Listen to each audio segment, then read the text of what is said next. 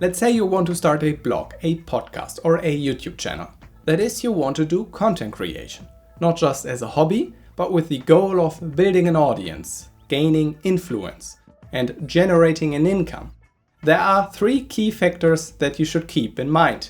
Taken together, they form a basic understanding not of content creation, in this case, but of content marketing and how you can use it for yourself as a small creator right from the beginning. So, in a nutshell, where are you headed?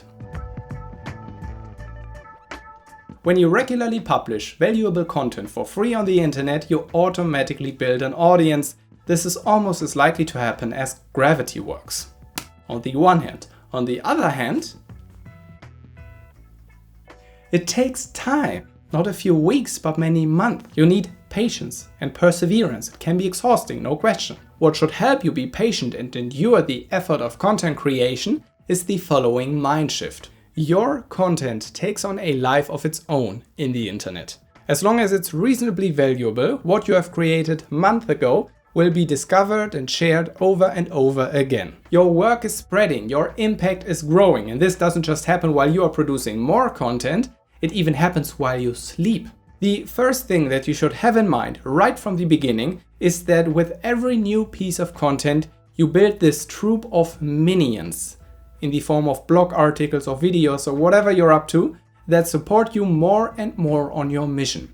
Around the clock, out there on the internet, these minions are working for you, delivering your message, your values, and also acting like a business card for you every time. And with that, it eventually gets easier. But first, it gets harder. The second thing I would call the effort curve. Let me elaborate. As a beginner, you free up some time, maybe invest some money in your setup and get started. That's the single most important thing. Make a start. Don't overthink it. Don't strive for perfection. Strive for activity. In the beginning, quantity is more important than quality. But as soon as you have some experience, and that happens quickly, your quality must improve as well. And it will if you are willing to improve, to learn, to put in even more effort. You will get how the game works. This will lead you to invest more time, probably some more money. Even more so when you finally see the effect I was talking about. You see your minions at work, you see your audience grow, and you get feedback. This motivates you to do even more and more and more. And so the second thing that you should keep in mind is, it's hard in the beginning, then it gets harder. Then it stays pretty hard for quite some time, but eventually it gets easier. That's the effort curve.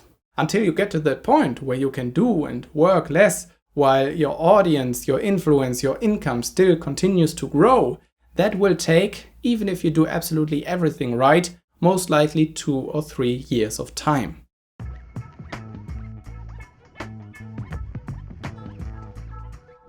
Speaking of doing everything right, that brings us to the third factor. When you regularly publish, you will, as I said, build an audience.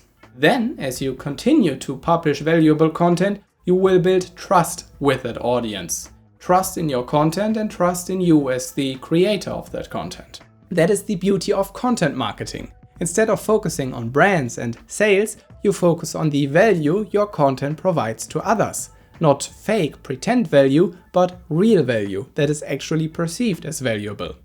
It spreads and grows thereby and returns to you as such grown and increased value. What you need to be aware of right from the beginning is that most of your audience will be people who stumble across your content once and then never come across it again. Not because they didn't think your stuff was great, but because the internet is freaking huge and full of great stuff and not so great stuff.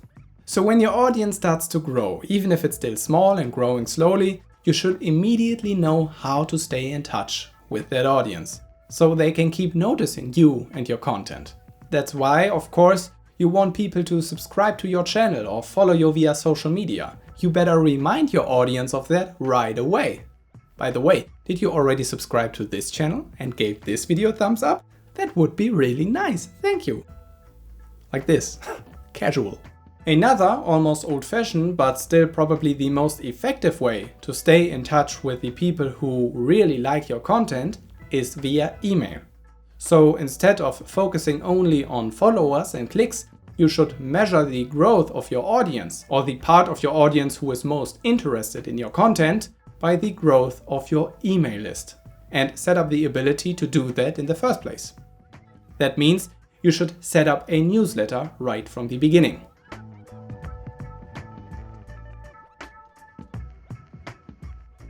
Now you may think, that old record, I've heard it all before, I don't want to do that, I don't want to write newsletters and all that technical stuff annoys me anyway, I just want to be creative. I can fully understand you. First, you don't need to actually write newsletters to start building an email list.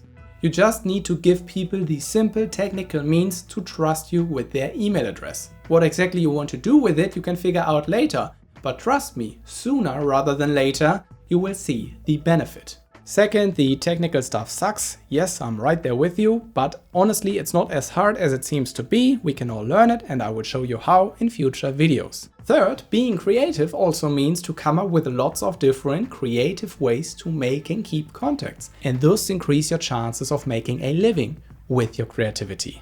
Okay, today's conclusion. There are 1,000 ways to get started with content creation.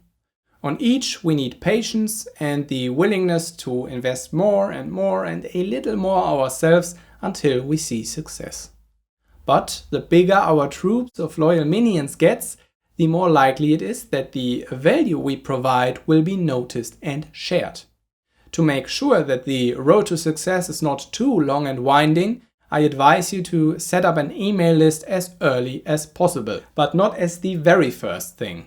What really stands in the beginning, from a practical point of view, that is to choose a topic, a medium, a platform, a name, but more on that another time. Thanks for watching and see you soon.